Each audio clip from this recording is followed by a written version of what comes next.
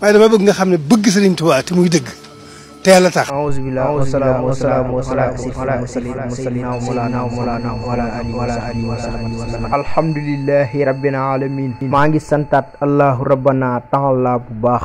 tol ci nuyoo bi Sëriñ Muntaxa Mbàkke di xaadimi rasulillahi sallallahu alayhi wa sallam di ko ñaanal fan wu gudd lool te ànd ko wér bi jaay Seexuna Ahmadul Xadim. mbokk mi le jamono ngi dem jamono ngi wéy te suñ borom Cheikh Mouhamadou Mountakha Mbacké la wàcce muy Sëriñ Tuuba ko bañ moo am ko bëgg mu nangu lool Cheikh Mouhamadou Mountakha mooy Cheikhuna Ahmadul Khadim. bu ñu nangoo politicien bu ne bëgg ñoo jaxase ak Cheikh Mountakha ñu fi toogal Cheikhuna Ahmadul Khadim.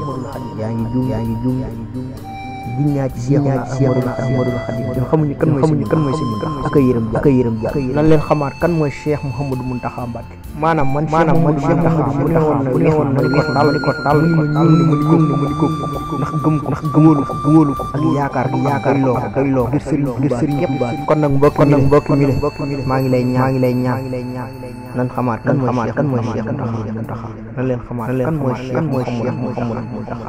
bu ñu déglu kenn ku du Sëriñ Tuubaa. bu ñu déglu kenn ku du Sëriñ. dañuy nax rek wallahi dañ alalu àdduna moo tax nga weddi Sëriñ Tuubaa jaaree ko ci Mountakha yaa ngi ay waay nañu fasaat suñu pas-pas yi na leen dëgëraat suñu pas-pas yi ca yàlla Cheikh Mouhamadou Mountakha Mbacké yàlla na fi yàgg lool te ànd ko wér bi jaay Cheikhuna Ahmadul Khadim.